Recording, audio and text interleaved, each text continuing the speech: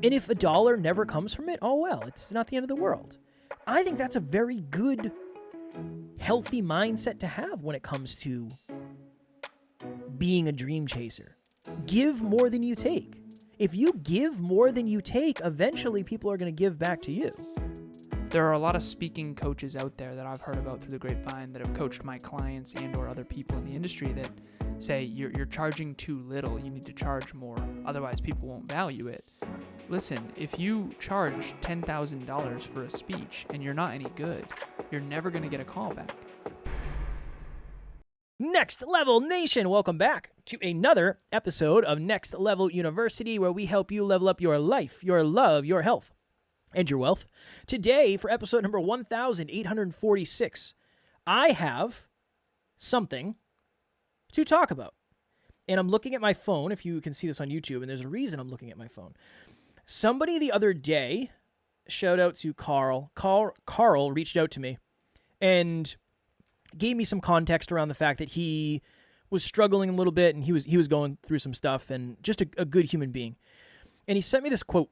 He said, "The professional concentrates on the work and allows rewards to come or not come, whatever they like." Quote by Steven Pressfield. I'm not sure I know who Steven Pressfield is, but then he sent me an audio and said, "Hey, Kev, if you would be so kind and you're willing, would you send me an audio?" Oh, no, we're good. I'm trying to get my camera to I not thought do you the were thing. waving to me. No. Hello. What's See happening? how good I am at silent things? I didn't even say anything.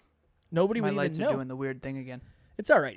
Alan and I are recording this on Friday. Everything's a hot mess right now. Things are falling apart before our eyes, but we're going to roll. Messy action. My internet is terrible. Production team, please do your best with this. We are here. We show up no matter what, and I'm proud of that. I am as well, and I think that quote speaks to that. And I'll say it again. The professional concentrates on the work and allows rewards to come or not come, whatever they like. So I recorded a 10-minute podcast, but it was a solo podcast, just a monologue, and sent it over to Carl and said, "Hey, man, you want to post this in your podcast? Hammer it. I'm all for it. Let's do it." And in the example that he was looking for, I tried to find a story where I felt like I was kind of losing, but I just focused on the work and I kept doing the work with the understanding that maybe eventually results would come. And the story I told Alan was my second speech ever. We don't have time to go into a ton of context. Just know it was bad. And I had one of the kids come up and I was like, "You want to be a speaker? Here's the mic, brethren. Let's see what you got." It was positive. It wasn't toxic. And then that didn't work for very long because he didn't have a lot to speak about. Like me, I didn't have a lot to speak about either that day. And then I invited a couple of kids up and we had a push-up competition. And I almost lost to a couple of young bucks. I did pull off the victory. And it was brutal. That was a brutal, brutal, brutal day for me. Alan and I got McDonald's and went back to his mother's house. And then we watched the replay in his mother's basement. So that's kind of where I was at that point in my life, for context. But I recorded the video, and in the video I said mastery, impact, profitability. I think what that is saying is, as a dream chaser, if you want to make money doing something, you have to get good at it. If you want to impact other people, you have to get good at something to the point where people look up to you to think that you're good enough to actually impact people. And for me, what jumped off the page was mastery, impact, and profitability. That quote is ultimately saying, go get really good at something.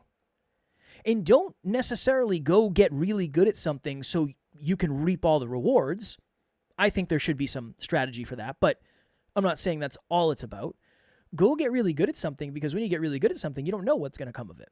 And that's kind of, I wanted to do an episode on mastery, impact, and profitability, because the way that you value those three things is going to dictate what you do, what you don't do, what you say yes to, what you say no to, all of that happy jazz. Well, you and I talk about this often. You and I started coaching way back for free. Yes. We met listeners, and shout out to Tiffany, Jenna, Amy.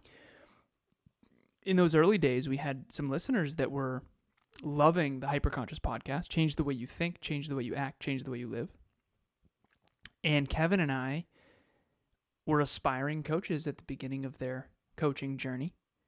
And I was a fitness coach. I was a mindset coach. I was a peak performance coach. I, for a very short time, called myself a life coach, and then I got off of that. And then eventually I was a business consultant, Next Level Business Solutions way back. And now I do business coaching. But ultimately, all of that was practice, learning how to help people achieve their goals and dreams. And if you and I were not mastery, impact, profitability in that order, we never would have done those early calls for free, because some people made fun of us. I remember we had one mentor, I'll never forget it. He said, you might as well just do that for free. And at that point, we had been being paid. But I remember thinking to myself, that's very short-sighted, because a little bit of revenue in the beginning is really, really important. And there's something that happens to your identity when you start being paid to do something. And that's why I'm not a big proponent of charge $10,000 to be a speaker for your first speech. There are a lot of speaking coaches out there that I've heard about through the grapevine that have coached my clients and or other people in the industry that say you're charging too little. You need to charge more. Otherwise, people won't value it. Listen, if you charge $10,000 for a speech and you're not any good, you're never going to get a call back. And we spoke on stage with Evan Carmichael, one of the top speakers in the self-improvement space, and he charged $6,000. And that was when he was decades into speaking. And so it's very, very important for everyone to understand that mastery is a necessity, a prerequisite to being paid for something. I often talk about how I'm very, very grateful at this point to have 27 clients on my roster. I don't say that to brag. I say that because I've spent the last 9 years mentoring. First 2 was mentoring. Then the previous 7 years was thousands and thousands and thousands of hours helping people achieve their goals and dreams, track their metrics, habits, and improve their identity and reach their potential. And so if you aren't any good at what you do and you're not helping anyone with it, you're not going to get paid a lot. And I think it's very difficult because if you have expectations to be well paid right in the beginning, you're most likely setting yourself up for failure because you aren't statistically good enough at your thing yet, and you're not focused on mastering it. And that's why internships are so big for kids is it's you're getting the experience. You're getting more and more and more and more experience. That's why there's apprenticeships in plumbing and different things like that. So I'm the biggest proponent ever of mastery. I appreciate it so much. And I would ask you, Kev, as someone who wasn't as mastery driven before, what do you think? Like, if you were to sell mastery to someone, what would you say? Next Level Nation, what is happening? If you've thought to yourself, I want to try coaching, but you don't really know where to start, group coaching would be a wonderful place for you. That's really why we created it in the first place. We start a new round every 90 days. So if you're hearing this, go to the website, nextleveluniverse.com, and we have the landing page where you can actually hold your spot right now. Even if there's a group going on right now, you can still lock your spot for the next one. The biggest thing that we've seen is as we get closer and closer to the date, unfortunately, some people end up missing. The group fills up and they can't do it, and then they end up regretting that. So please head over to the website. The link will be in the show notes, and we would love to see you there. Well, before I did that, I would add that I do believe just understanding your code. Are you mastery, impact, or profitability focused? Because you can be mastery focused to a detriment. And you can be profitability focused to a detriment. And you can be impact focused to a detriment. Mastery to a detriment is I'm just going to get the best I can get. I don't care. I'll give a speech under a bridge. I'll give a speech to kindergartners. I'll give a speech to people who don't value me. I'll lose money to speak. If you do that for a long time, it might hurt your self-worth. You might run out of money, hypothetically. Impact is I had a bug in my office. Impact, if to a detriment, might be, although it's going to tank my self-worth to go talk to an audience who doesn't care about what I'm talking to, there might be one person in there who I can help. That I might be able to help one person look at the world a little bit differently, whatever. I don't care. And then profitability is I don't get out of bed for anything less than a Jibo. I don't even roll out of bed for less than $1,000. So I don't know what to tell you. Probably not going to make it very far in that. So I wanted to add that. I would probably say wanting to get paid before you get good at something is entitled. It's imagine starting at a company and wondering why you don't make more money than anybody else or everybody else because you just started. I know comparison is dangerous, but when it comes to this stuff, you are comparing to other people in a similar field. If we're hiring somebody for Next Level Live, and I can go get Evan Carmichael for, let's say it's $6,000, or I can get whoever, John Doe for $6,000, and then we just look at the accreditation, and one is one of the best personal development speakers on the planet, and you just started, but you think you should get $6,000, I'm not interested. Because I would have done it for free if I was you. Wait, what if I just did it for free and I got the opportunity to speak on stage with Evan Carmichael? That's a really good play. Good, there you go. That's the thing to do. Good for you if you do that. I did a video on, and one of the reasons I'm talking more than Alan is because his video is jeffing a little bit, so I'm trying to make, but now it looks good, so I'm not sure, but we're gonna run it. No worries, brother. Keep going. I appreciate it. Somebody sent me a message yesterday, and this is a person I went on their podcast. I did a podcast breakthrough session with them. I told them how much we charge and what our prices are and what our packages are. And they said, it's not right for me right now. And I said, no worries. And they sent me a message and said, hey, do you mind if I ask you some questions? And I said, no, absolutely not. What do you got? And they asked me a question about how they might be able to monetize. And I sent them 5 audios, back to back to back to back, 5 1-minute audios. And I just try to add value. There are many people out there that would see that and say, Kev, you are wasting your time, and that is not what you should be doing. And to them, I would say, I value impact as much, if not more, than I value profitability. And all of those audio messages required me to speak into a microphone, which is mastering the craft of speaking. That person will get some level of value from that, hopefully, as long as I knew what I was talking about. And if $1 never comes from it, oh well, it's not the end of the world. I think that's a very good, healthy mindset to have when it comes to being a dream chaser. Give more than you take.